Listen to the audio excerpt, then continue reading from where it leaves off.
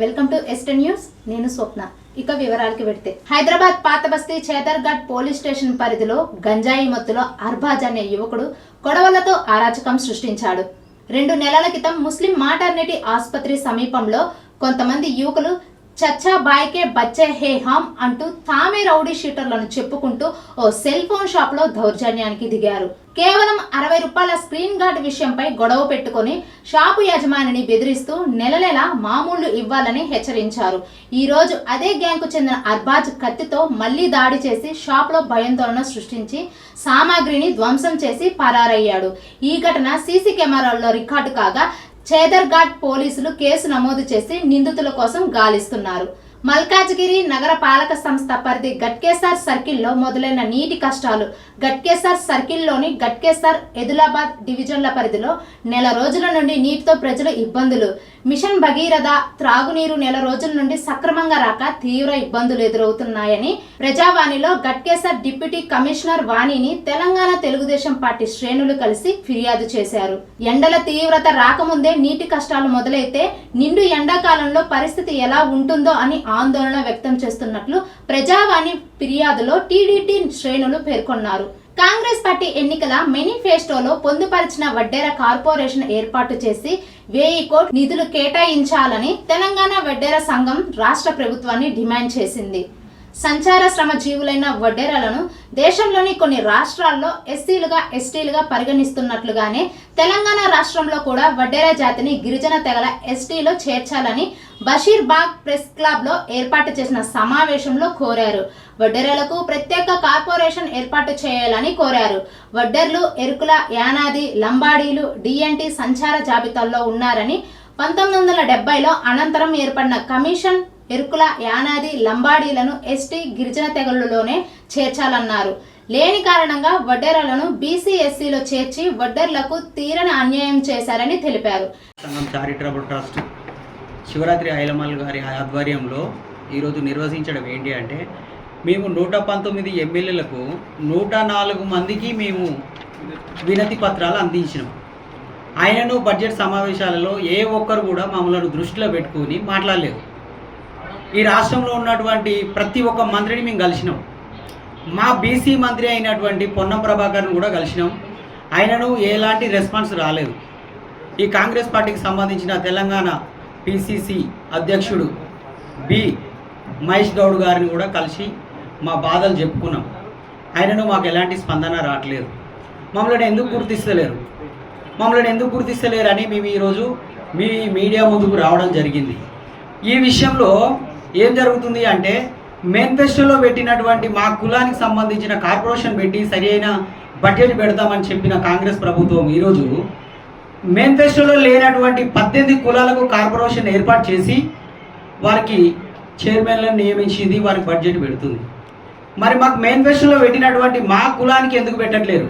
వేలాది మంది పేద మరియు మధ్యతరగతి విద్యార్థులకు నాణ్యమైన సాంకేతిక విద్యను అందిస్తున్న బాసర త్రిబుల్ ఐటీ ప్రతిష్టను దెబ్బతీయడానికి కొందరు ప్రయత్నిస్తున్నారని, వారికి తగిన గుణపాఠం చెబుతామని ఓయూ విద్యార్థి సంఘాలు హెచ్చరించాయి. ఓయూ ఆర్ట్స్ కళాశాల వద్ద ఏర్పాటు చేసిన సమావేశంలో విద్యార్థి సంఘాల నేతలు మాట్లాడుతూ, స్వలాభం కోసం యూనివర్సిటీలో తాము అనుకున్న వారికి కాంట్రాక్టులు దక్కలేదని, అందువలన తమకు వచ్చే కమిషన్లు రాలేదని, అక్కసుతో ఓయూ జాబ్ పేరు మీద బ్లాక్మెయిల్ రాజకీయాలకు పాల్పడుతున్నారని ఆగ్రహం వ్యక్తం చేశారు. బాసరలోని కొందరు విద్యార్థులను తమ స్వార్థ రాజకీయాలకు వాడుకుంటూ సజావుగా సాగుతున్న అకాడమిక్ విద్యా సంవత్సరంను నష్టం చేయడమే కాకుండా చక్కగా చదువుకునే విద్యార్థులను ఉద్యమ బాట పాటిస్తున్నారని మండిపడ్డారు. ఎంతో ఉన్నతమైనటువంటి విద్యను అందించినటువంటి బాసర ట్రిపుల్ ఐటీని గత ప్రభుత్వం పూర్తి స్థాయిలో విస్మరించి అధోగతి పాలు చేసినటువంటి సందర్భాన్ని మనం అందరం చూసాం తెలంగాణ రాష్ట్రంలో. మరి ఇవాళ అలాంటి విద్యను ప్రోత్సహించే క్రమంలో ఇవాళ వచ్చిన కాంగ్రెస్ ప్రభుత్వం పూర్తి స్థాయిలో మద్దతునిస్తూ అక్కడ ఉన్నటువంటి అధికారులకు పూర్తి స్వేచ్ఛనిస్తూ ఎంతో స్ట్రీమ్లైన్ చేస్తున్నటువంటి క్రమంలో కొందరు కాంట్రాక్టర్లు, కమిషన్లు వాటి పైన పూర్తిగా అక్కడ విద్యా వ్యవస్థను నాశనం చేసే కార్యక్రమాన్ని చేపడుతున్నారు. అట్లాంటి దుర్మార్గుల పైన చట్టపరమైన చర్యలు తీసుకోవాలని, అట్లాంటి దుర్మార్గుల చరిత్రను కూడా పూర్తి స్థాయిలో రేపు మేము వెలువరిస్తాం. దీని మీద పూర్తి స్థాయిలో చర్చ జరిపించి విద్యార్థి సంఘాల ఆధ్వర్యంలో పూర్తి స్థాయిలో బాసరను రక్షణ చేసే దిశగా బాసర ఉన్నత విద్యను పేద విద్యార్థులకు అందించే దిశలో అక్కడ ఉన్నటువంటి అధికార యంత్రాంగానికే కావచ్చు, అక్కడ ఉన్నటువంటి బాసర మొత్తం స్టాఫ్కే కావచ్చు మా పూర్తి మద్దతును అందిస్తూ మంచి నాణ్యమైన విద్యను అందించే క్రమంలో, ఉన్నత విద్యను అందించే క్రమంలో విద్యార్థి సంఘాల పాత్ర పూర్తి స్థాయిలో మద్దతు ఇస్తామని తెలియజేసుకుంటూ ముగిస్తున్నాం. ఓయూలో పనిచేస్తున్న నాన్ టీచింగ్ ఉద్యోగుల సంక్షేమానికి కృషి చేస్తానని ఓయూ వీసీ ములుగారం కుమార్ అన్నారు. ఓయూలోని సెనెట్ హాల్లో నాన్ టీచింగ్ ఉద్యోగ సంఘాల ఆధ్వర్యంలో ఉగాది మహోత్సవాలను ఘనంగా నిర్వహించారు. తెలుగుదనం ఉట్టిపడేలా నాన్ టీచింగ్ ఉద్యోగులు బొబ్బట్లు, ఉగాది పచ్చడిను సేవించి ఆనందంగా ఒకరికొకరు శుభాకాంక్షలు తెలుపుకున్నారు. ఈ కార్యక్రమానికి ఓయూవీసీ ములుగారం కుమార్ ముఖ్య అతిథిగా హాజరయ్యి ఉద్యోగులతో కలిసి ఉగాది వేడుకల్లో పాల్గొన్నారు. ఈ సందర్భంగా ఆయన మాట్లాడుతూ ఉద్యోగులు తెలుగుదనం ఉట్టిపడేలా ఐకమత్యంతో ఉగాది వేడుకలను జరుపుకోవడం ఎంతో ఆనందంగా ఉందన్నారు.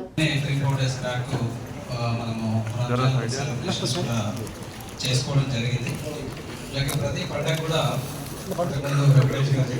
భిన్నత్వంలో ఏకత్వం. మన ఇంత ప్రజాస్వామ్య దేశం, అన్ని మతాలు అన్ని కులాలు గౌరవించుకుంటూ మనము ముందుకెళ్తున్నాం. ఉస్మానియా యూనివర్సిటీలో మనం ముందుండాలి. మనమందరం కూడా కులాలకు, మతాలకు, రాజకీయాలకు అలాగే మిగతా వాటన్నిటికి కూడా దూరంగా ఉంటూ ఇది ఒక చదువుల నిలయం కాబట్టి ఈ చదువుల నిలయంలో ఎలాంటి అంటే ఇవి లేకుండా చాలా అంటే లైక్ ట్రాన్స్పరెంట్ గా, చాలా హానెస్ట్ గా, చాలా హోలిస్టిక్ గా ఉండాల్సిన అవసరం మనందరికీ ఉన్నది. ఈరోజు ఉస్మానియా యూనివర్సిటీలో ఫస్ట్ టైం మేము ఉగాది మహోత్సవం చేసినాం. 3 అసోసియేషన్ ద్వారా NGO staff association, technical staff association, employees union 3 association కలిసి ఈరోజు ఉగాది ఉత్సవం జరిపించింది. దీంట్లో ముఖ్య చీఫ్ గెస్ట్ మన honourable vice chancellor professor M Kumar garu పాల్గొన్నారు. అదేవిధంగా మా మేనిఫెస్టోలో మేము పెట్టినాము ఉగాది సందర్భం ఉగాది పండుగ చేస్తామని. ఆ మేనిఫెస్టో పెట్టిన తర్వాత అన్ని పనులు చేసుకుంటా ఈ ఉగాది సందర్భంగా మేము పెద్ద ఉగాది మహోత్సవం చేసినామని కోరుకుంటున్నాము. ఇంకా మా ఎంప్లాయీస్ వచ్చిన వాళ్ళకు కృతజ్ఞతలు.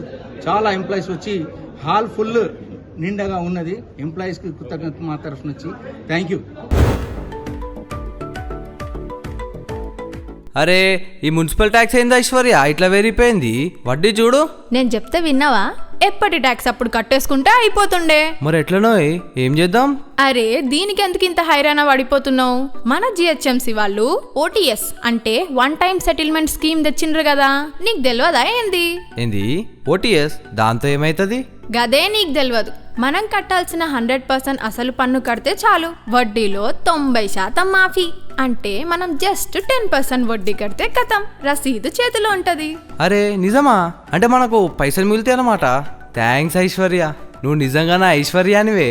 అప్పుడే సంబరపడకు డియర్. ఆ మిగిలిన పైసలతో నాకు పట్టు చీర కొనియాలి, మా తమ్ముడి పెళ్లికి కట్టుకెళ్ళాలి. జల్దీ కట్టేయి, టైం లేదు. మార్చి 31 వరకే ఆఫర్. గ్రేటర్ హైదరాబాద్ వాసులారా టెన్షన్ పడకండి. మీ ఫోన్ లో మై క్యూర్ యాప్ ఓపెన్ చేయండి లేదా మీ సేవకు వెళ్ళండి. 90% వడ్డీ మాఫీని వాడుకోండి. మీ ఇంటి ఆస్తిని, కుటుంబం ఖుషీని రెండిటిని కాపాడుకోండి. చివరి తేదీ వరకు వేచి చూడకండి. ఈ రోజే మీ బకాయిలు చెల్లించండి, నగరాభివృద్ధికి సహకరించండి. Commissioner GHMC. Mehdipatnam police station పరిధిలోని విజయనగర్ కాలనీలో ఉన్న the super specialities vascular vein brain nerve clinic లో భారీ అగ్ని ప్రమాదం చోటు చేసుకుంది. ప్రాథమిక సమాచారం ప్రకారం air conditioning AC short circuit కారణంగా మంటలు చెలరేగినట్లు అనుమానిస్తున్నారు. మంటలు వేగంగా వ్యాపించడంతో పరిసర ప్రాంతాల్లో భయాందోళన నెలకొంది. సమాచారం అందుకున్న అగ్నిమాపక సిబ్బంది ఘటనా స్థలానికి చేరుకుని మంటలను అదుపులోకి తెచ్చేందుకు తీవ్రంగా శ్రమిస్తున్నారు. ఈ ఘటనతో విజయనగర్ కాలనీ పరిసర ప్రాంతాల్లో భారీ ట్రాఫిక్ జామ్ ఏర్పడింది. ఇప్పటి వరకు ఎలాంటి ప్రాణ నష్టం జరగలేదని అధికారులు తెలిపారు.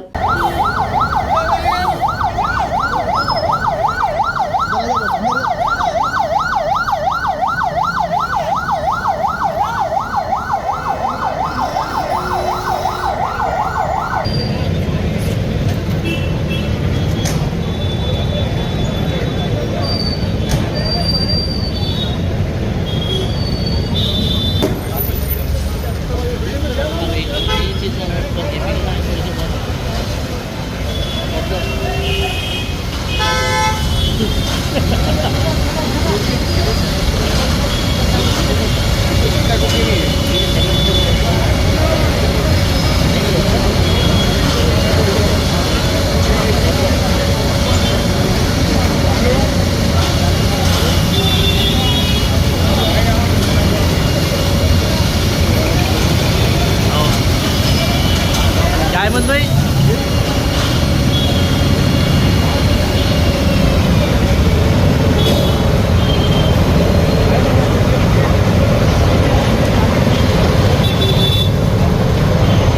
రాష్ట్రాల్లో క్యూనెట్ MLM మోసం బట్టబయలు 30 మంది అరెస్ట్. హైదరాబాద్ సిటీ పోలీసులు చేపట్టిన విస్తృత స్థాయి దాడుల్లో క్యూనెట్ మల్టీ లెవెల్ మార్కెటింగ్ మోసం కేసును బట్టబయలు చేశారు. తెలంగాణ, ఆంధ్రప్రదేశ్, కర్ణాటక రాష్ట్రాల్లో ఒకేసారి నిర్వహించిన సమన్వయ ఆపరేషన్లో మొత్తం 30 మందిని పోలీసులు అరెస్టు చేశారు.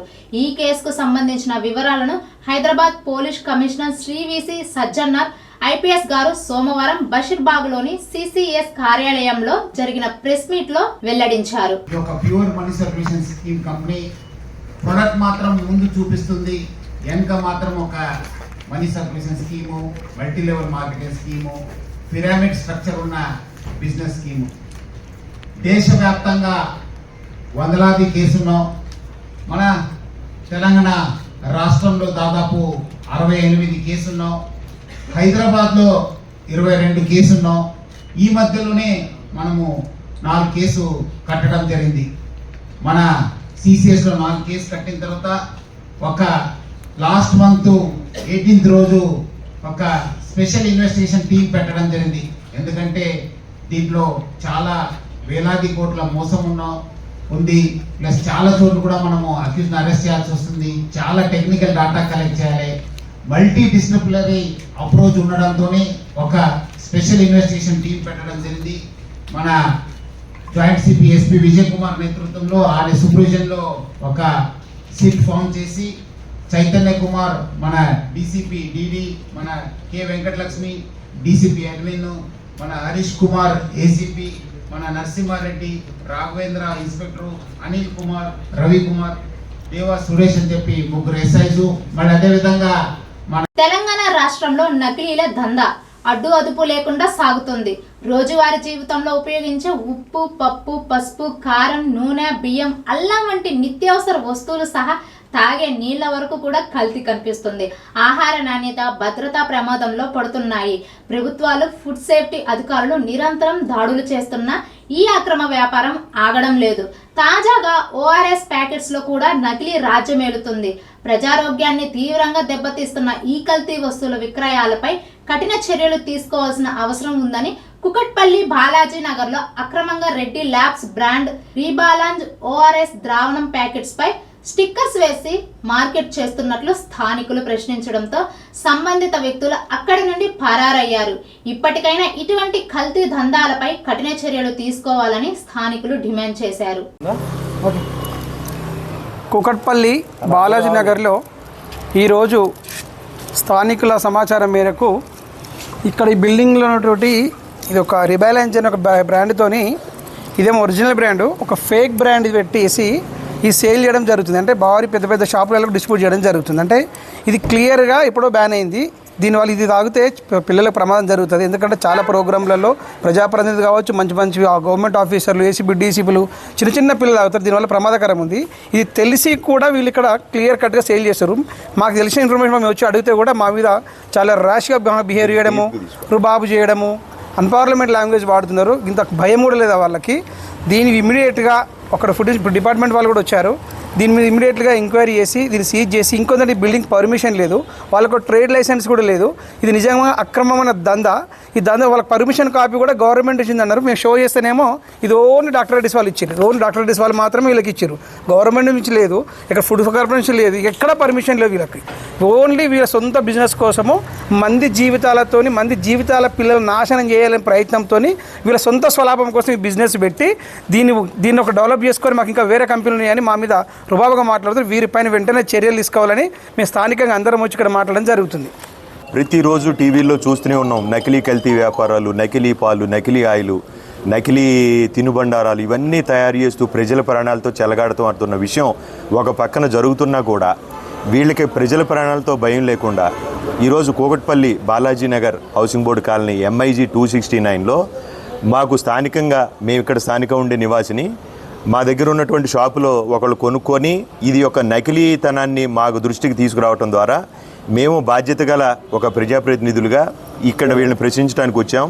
ఇక్కడ జరుగుతున్న మోసం ఎంత ఘోరంగా ఉందంటే ఒక పెద్ద ప్రముఖ కంపెనీ డాక్టర్ రెడ్డీస్ ల్యాబ్తో పేరుతోటి ఈ రీబ్లాంజ్ అనేటువంటి ఓఆర్ఎస్ పదార్థం ఏదైతే ఉందో ఇది ఒరిజినల్ ప్యాకెట్ మీకు చూపించేది. కానీ దీని మీద నకిలీ స్టిక్కర్ వేసి కింద విట్ ఓఆర్ఎస్ అని చెప్పి ఇది ఆల్రెడీ ఎప్పుడో బ్యాన్ చేసినటువంటి కంపెనీ, ఆ బ్యాన్ చేసినటువంటి బ్రాండ్ మీద నకిలీ స్టిక్కర్ వేసి రెడ్డి ల్యాబ్స్ పేరుతోటి ఇక్కడ భారీ ఎత్తున ఇక్కడ ఎటువంటి వ్యాపారం చేయడానికి కూడా అనుమతులు లేకుండా ఈ ఇంట్లో అక్రమంగా నకిలీ స్టాకు భారీ ఎత్తున నకిలీ స్టాకును డంపు చేసి ఇవి ప్రతిరోజు మెడికల్ షాపులకి కిరాణా షాపుల్లో ప్రజల ప్రాణాలతోటి చిన్నపిల్లలు తాగుతారు, బ్లడ్ డొనేషన్ ఇచ్చిన వాళ్ళు తాగుతారు. ఇటువంటి ప్రజల ప్రాణాలతో చెలగడుతున్నటువంటి దీన్ని ప్రశ్నించడానికి మేము వస్తే వారు మా మీదని ఎదురుదాడికి దిగటం, మీరు ఏం చేసుకుంటారో చేసుకోండి అని మాట్లాడటం, వాళ్ళు కనీసం భయం కానీ రియలైజేషన్ కానీ రెస్పాన్సిబిలిటీ లేకుండా ఆల్రెడీ మెయిన్ ఎవరైతే సంబంధించిన ఇద్దరు వ్యాపారులు ఉన్నారో వాళ్ళు పారిపోవడం జరిగింది. మిగతా వారిని పోలీసు అండర్లో ఉన్నారు. దీని మీద పోలీసు వారు కూడా సంబంధిత కూకట్పల్లి జీహెచ్ఎంసీ ఆఫీస్కి హెల్త్ ఇన్స్పెక్టర్ కంప్లైంట్ చేయడం జరిగింది. మరి వాళ్ళు వచ్చినంత వరకు కూడా ఈ విషయాన్ని నిజాన్ని నిగ్గు తేల్చి ప్రజల ప్రాణాలతో ఇటువంటి వారు ఎవరో కూడా మళ్ళొకసారి చెలగాటం ఆడకుండా వీళ్ళ కఠినమైన శిక్షణ అందించాలని దీన్ని పూర్తిగా లోతుగా విచారణ చేసి ఇటువంటి అక్రమ చర్యలను అరికట్టాలని కోరుతున్నాం. నారాయణగూడ పోలీస్ స్టేషన్ పరిధిలో ఓ ప్రైవేట్ ఇంజనీరింగ్ కాలేజ్కు చెందిన బస్సు బీభత్సం అతివేగంగా దూసుకొచ్చి డివైడర్ పైకి ఎక్కిన బస్సు, ఆ బస్సులో విద్యార్థులకు స్వల్ప గాయాలు అయ్యాయి. ఈ సంఘటనతో రోడ్డుపై భారీ స్తంభించిన ట్రాఫిక్.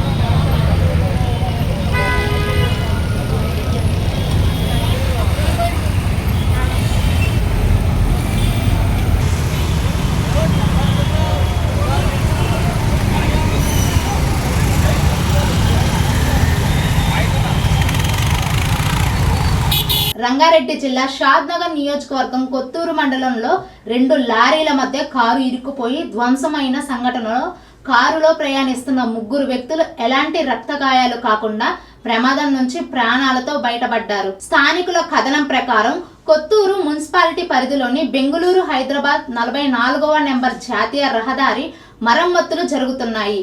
దీంతో హైదరాబాద్ వైపు వెళ్లే వాహనాలు సోమవారం ఐఓసీ పెట్రోల్ బంక్ ఎదురుగా నిలిచిపోయాయి. భారీ టిప్పర్ లారీ వెనుక ఆగి ఉన్న కారును వెనుక నుంచి మరో లారీ అతివేగంగా ఢీకొనడంతో 2 లారీల మధ్య కారు ఇరుక్కుని ధ్వంసమైంది.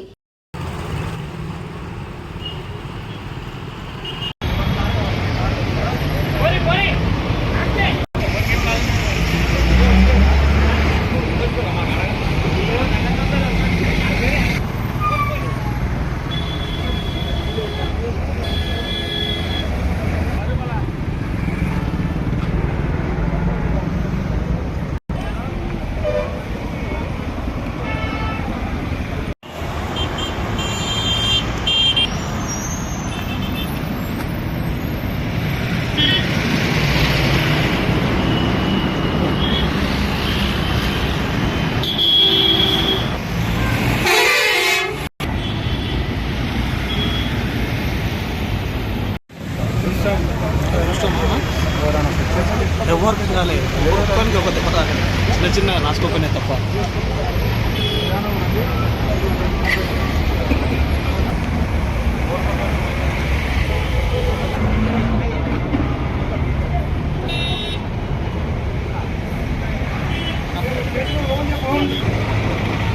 ఇవి వాటి వార్తలు. మరికొన్ని వార్తల కోసం చూస్తూనే ఉండండి ఎస్టర్న్ న్యూస్, మన కోసం మన ఛానల్.